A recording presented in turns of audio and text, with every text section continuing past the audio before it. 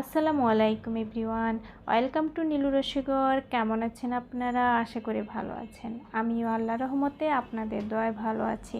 আজ আমি আপনাদের জন্য নিয়ে এসেছি খুবই কমন এবং মজার একটি মাছের রেসিপি। সেটি হলো দেশি কাসকি মাছ বা মলা মাছের রেসিপি। সবার খুবই পছন্দের এই মাছ আজ আমি আমার রেসিপিতে আপনাদের সাথে শেয়ার করতে নিয়ে এসেছি। আশা করি রেসিপিটি আপনাদের ভালো লাগবে। যদি রেসিপিটি আপনাদের ভালো লাগে তাহলে আমাকে একটা লাইক, কমেন্ট, শেয়ার করে দিবেন। আপনাদের সুন্দর একটি লাইক, কমেন্ট আমাকে আগামী ভিডিও তৈরিতে উৎসাহ যোগায়, একটি শেয়ার আমাকে মানুষের কাছে পৌঁছে দেয়। আর আমার চ্যানেলটিকে সাবস্ক্রাইব করে অল বাটনে ক্লিক করে রাখুন, তাহলে আমার আগামী ভিডিওগুলোর নোটিফিকেশন আপনারা খুব সহজেই পেয়ে যাবেন। এর জন্য আমি নিয়েছি 250 গ্রাম পরিমাণ দেশি কাচকি। এগুলোকে এইভাবে মাথাগুলোকে কেটে, চারপাশ কেটে একটু লবণ দিয়ে ভালো করে মেখে ধুয়ে নিয়েছি। লবণ দিয়ে আগে 5 মিনিট একটু ভিজিয়ে রাখবেন, তাহলে খুবই পরিষ্কার হয়ে যায় এই মাছটা, আর তেতো লাগে না। যে কড়াইতে রান্না করব সে কড়াইতে আমি ঢেলে নিচ্ছি। তারপরে এখানে এখন দিয়ে দিব 1 কাপ পরিমাণ পেঁয়াজ কুচি। এই মাছে একটু পেঁয়াজের পরিমাণটা বেশি দিয়ে রান্না করলে খেতে খুবই ভালো লাগে। তারপরে আমি এখানে দিয়ে দিচ্ছি 3টে টমেটোকে চিকন করে কেটে। আপনারা আরও চিকন করেও কেটে দিতে পারেন, যে যেরকম পছন্দ করেন। আমি চিকন করে কেটে দিয়েছি। দিয়ে দিচ্ছি 1/4 কাপ পরিমাণ রসুন পেস্ট। দিয়ে দিচ্ছি 1 টেবিল স্পুন পরিমাণ চিলি পাউডার। আপনারা আপনাদের ঝালের টেস্ট অনুযায়ী বাড়িয়ে কমিয়ে দিতে পারেন। 1 টিস্পুন হলুদের গুঁড়ো, 1 টেবিল স্পুন লবণটাও আপনারা আপনাদের টেস্ট অনুযায়ী বাড়িয়ে কমিয়ে দিবেন।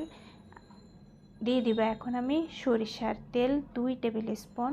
আপনারা যেই কোনো তেল দিয়ে রান্না করতে পারেন, তবে সরিষার তেল দিয়ে যদি রান্না করা হয় তবে খুবই ভালো লাগে।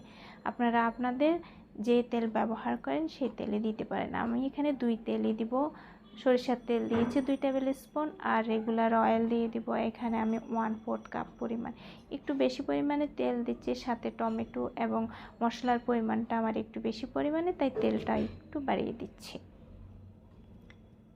আপনারা লবণটাকেও এভাবে আপনাদের ভেজিটেবলের পরিমাণ অনুযায়ী বাড়িয়ে কমিয়ে দিবেন।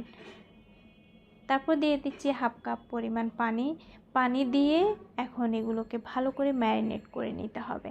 এই মশলাগুলোকে মাছের সাথে চুলায় বসানোর আগেই ভালো করে ম্যারিনেট করে দিতে হবে, কারণ রান্না অবস্থায় এই মাছগুলোকে নাড়াচাড়া করা যায় না। যদি নাড়াচাড়া করেন তাহলে মাছগুলো ভেঙে যায়, তখন দেখতে ভালো লাগে না, খেতেও ভালো লাগে না, কাটা কাটা লাগবে। ম্যারিনেট করা হয়ে গিয়েছে, এখন আমি চুলায় নিয়ে যাচ্ছি এগুলোকে রান্না করার জন্য। চুলা জ্বালিয়ে দিচ্ছি। চুলার ফ্লেমটাকে একদম মিডিয়াম হাই করে আমি এখন চুলায় বসিয়ে দিচ্ছি। ঢাকনা দিয়ে এটিকে আমি 10 মিনিট রান্না করব। 10 মিনিট পরে যখন রান্নাটা ঠিক এরকম হবে, ঝোলটা যখন এরকম কমে আসবে, তখন একটা স্প্যাচুলা দিয়ে হালকাভাবে একটু নেড়ে দিব, যেন মাঝে দিয়ে কড়াইয়ের নিচে যেন লেগে না যায়। যেহেতু ফ্লেমটা মিডিয়াম হাইতে ছিল, যদি কড়াইয়ের নিচে দিয়ে লেগে যায় তাহলে তরকারির স্মেলটা বাজে হয়ে যায়, খেতে ভালো লাগবে না। এরপরে দিয়ে দিচ্ছি কয়েকটা কাঁচামরিচ, প্রায় 7-8টা। আপনারা আপনাদের ঝালের টেস্ট অনুযায়ী দিবেন। তারপর দিয়ে দিলাম একটু ধনেপাতা কুচি দিয়ে আবারও ঢাকনা দিয়ে দিব। ঢাকনা দিয়ে আমি 2 মিনিট আবার রান্না করে নিব।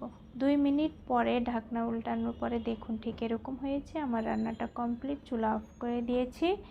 এখন আমি সার্ভিংয়ের জন্য ডিশে নিয়ে নিচ্ছি। আশা করি রেসিপিটি আপনাদের ভালো লেগেছে। এরকম এই কাচকি মাছের রান্নাটা গরম গরম ভাতের সাথে খুবই ভালো লাগে। যারা পছন্দ করেন এভাবে রান্না করে খান, তারা অবশ্যই জানেন এই রান্নাটা কেমন। তা আশা করি রেসিপিটা আপনাদের ভালো লাগছে। যদি ভালো লাগে তাহলে আপনারা বাসায় অবশ্যই ট্রাই করবেন, আপনাদের ভালো লাগবে। তো সবাই আমার জন্য দোয়া করবেন, আমি যেন আপনাদের জন্য এরকম অনেক সুন্দর সুন্দর রেসিপি, ছোট ছোট রেসিপি টিপস সহ নিয়ে এসে আপনাদেরকে উপহার দিতে পারি। সবাই ভালো থাকবেন। আসসালামু আলাইকুম।